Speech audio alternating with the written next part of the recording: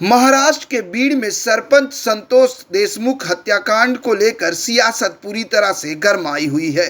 लगातार इस पर सियासत जारी है और इसी बीच मुख्य आरोपी वाल्मीकि कराड ने मंगलवार को सरेंडर कर दिया है। वहीं एनसीपी राष्ट्रवादी कांग्रेस पार्टी के विधायक जितेंद्र आव्हाड ने दावा किया है कि उसने आत्मसमर्पण करने की सेटिंग पहले ही हो चुकी थी। जितेंद्र आव्हाड ने कहा, मैंने पहले ही कहा था कि वह आत्मसमर्पण करेगा, पहले ही इसकी सेटिंग हो गई थी, यह सब पहले से ही सेट हो गया था। कराड फिरौती की बात कर रहे हैं लेकिन कह रहे हैं कि हत्या नहीं की है। इस केस से जुड़े अधिकारियों ने उसकी मदद की है क्योंकि उसका पिता कैबिनेट में बैठा हुआ है। उन्होंने दावा किया है कि जो हो रहा था उससे साफ था कि आगे क्या होगा, इसलिए मैंने पहले ही ट्वीट कर दिया था कि वह पुणे में आत्मसमर्पण करेगा। इससे पहले जितेंद्र आव्हाड ने एक पोस्ट किया था जिसमें उन्होंने दावा किया था कि वाल्मीकि कराड डायरेक्ट आत्मसमर्पण करेगा। उन्होंने एक्स पर लिखा था कि उनके करीबियों से पता चला है कि वाल्मीकि कराड आज पुलिस के सामने सरेंडर कर देंगे। मैं यह जानकारी इसलिए दे रहा हूं क्योंकि उसके खुद को पुलिस के हवाले करने के बाद प्रेस कॉन्फ्रेंस आयोजित की जाएगी। एनसीपी विधायक जितेंद्र आव्हाड ने आगे कहा, उस पर हत्या का मामला दर्ज नहीं होगा क्योंकि उसका पिता कैबिनेट में बैठा है। रामकृष्ण बांगर को क्यों नहीं बुलाया जा रहा है? उनके घमंड को दिखाने के लिए मैं चैट सार्वजनिक कर रहा हूं। उन्होंने कहा, संतोष देशमुख बीजेपी के थे, हमारे दल के नहीं, लेकिन इंसानियत को जिंदा रखने के लिए हम लड़ रहे हैं। शरद पवार कभी उसका इस्तीफा ले लेते, लेकिन मैं मूर्खता से ऐसा नहीं होने दिया। वाल्मीकि कराड की महाराष्ट्र कैबिनेट के मंत्री और एनसीपी अजीत पवार गुट के नेता धनंजय मुंडे से करीबी पर जितेंद्र आव्हाड ने कहा, उनके बीच बहुत ही खतरनाक संबंध हैं। उनकी संपत्ति देखें, अब तक किसी मंत्री पर इतने बड़े और गंभीर आरोप नहीं लगे हैं। मृतक संतोष देशमुख को सरकारी वकील उनके परिवार की सहमति से दिया जाना चाहिए। महाराष्ट्र के मुख्यमंत्री देवेंद्र फडणवीस से अनुरोध है कि वह पिछले 2-3 सालों में हुई हत्याओं की जांच करें, लोगों को बुलाकर पूछताछ करें, पता चले कि किसने किसकी जमीन कब्जा की है और किसने हत्या की है।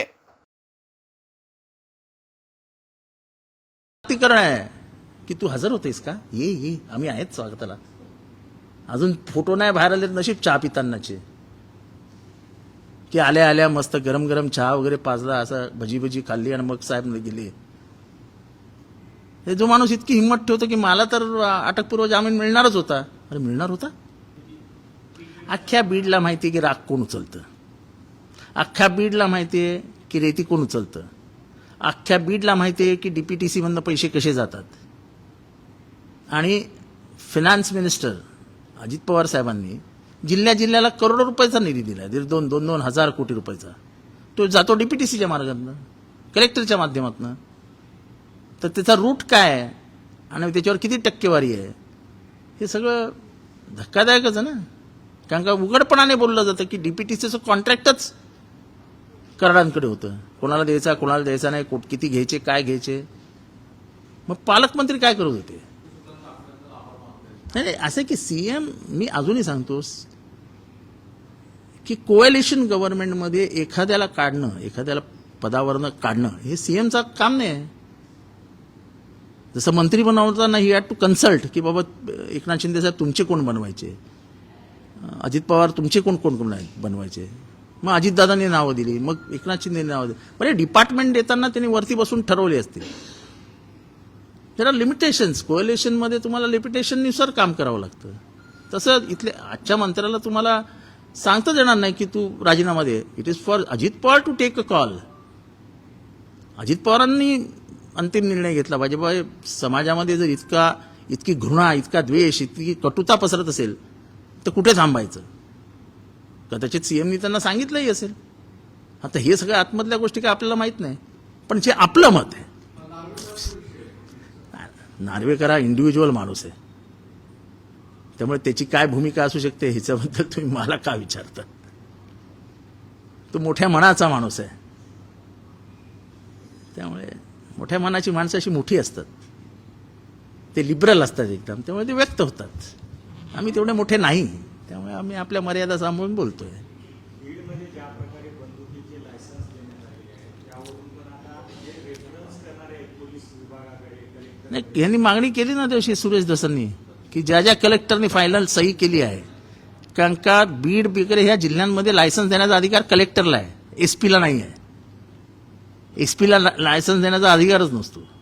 जिथे कमिशनरेट आहे तिथे कमिशनरला अधिकार असतो, आणि जिथे कमिशनरेट नाही एसपी आहे तिथे बंदूक देण्याचा लायसन्स म्हणजे आर्म्स लायसन्स देण्याचा अधिकार हा कलेक्टरला असतो.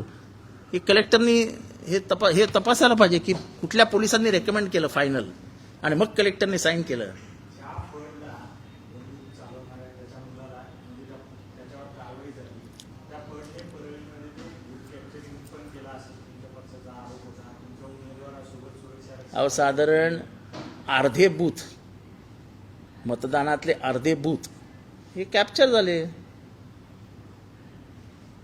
म्हणजे हा सगळा प्रकारच धक्कादायक आहे. ईव्हीएम मशीन ना, ईव्हीएम मशीनमध्ये बूथ कॅप्चर होते, मला तर धक्कादायक वाटतंय. तिथे सरकारी यंत्रणा असते ना, आणि लोकांकडे ह्याचे पुरावे आहेत सगळे बूथ कॅप्चरिंगचे. कोणाला मारलं, कोणाला धमकी दिली, बूथमध्ये जायचं नाही, त्या उमेदवाराला कसं घाबरवलं, याचे सगळे पुरावे आहेत. इलेक्शन कमिशनने तपासावेत पुरावे. एवढा गंभीर आरोप होतोय की 50% ऑफ द बूथ वर कॅप्चर्ड. ही काय निवडणूक झाली फेअर नॉर्मल? ह्याच्यात फेअरनेस दिसतंय कुठे?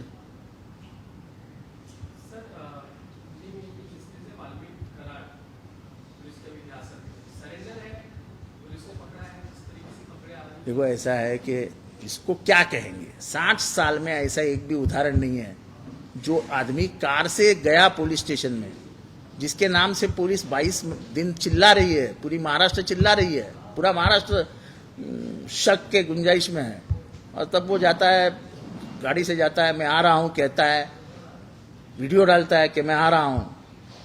यानी एक तरीके से वो एक चैलेंज था, तुम क्या पकड़ोगे मुझे, मैं आ रहा हूं. उसने करके दिखाया ना.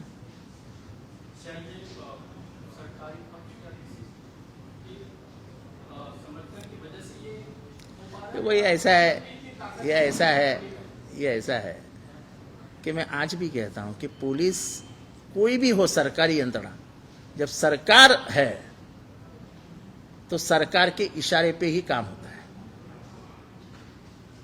और इसलिए हम कह रहे हैं कि धनंजय मुंडे को मंत्रिमंडल में रखना यानी इस गुनाह, ये जो गुनाह हुआ है, ये जो क्राइम हुआ है, उसके ऊपर चद्दर डालने जैसा है.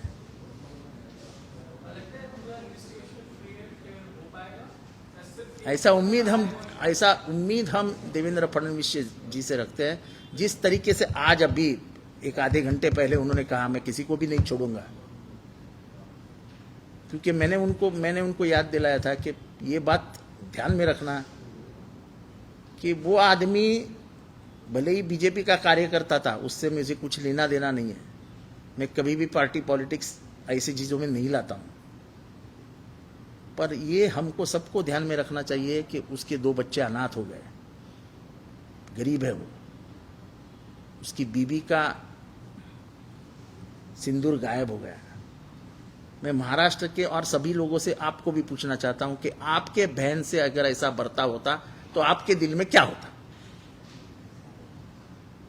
ये महाराष्ट्र के जनता के सामने सवाल रखना है कि आपके बहन के साथ इतना बड़ा हादसा आपके बहन के साथ होता तो क्या आपको गुस्सा नहीं आता? तो हमको कोई बहन है कि नहीं है? हमको कोई बच्चा है कि नहीं है? उन अनाथ बच्चों के आंख में देख के वो उसके वीडियोस आते हैं, वो बच्ची के, वो इधर उधर जा रही है, घूम रही है, बातें बता रही है, उसके आंख में आने वाले आंसू के हमें दर्द नहीं देते हैं? हमसे इंसानियत इतनी मर गई है हमारे में से कि हम पार्टी पॉलिटिक्स और पॉलिटिक्स के लिए वो बच्चे के आंख के आंसू भी हम देख नहीं सकते.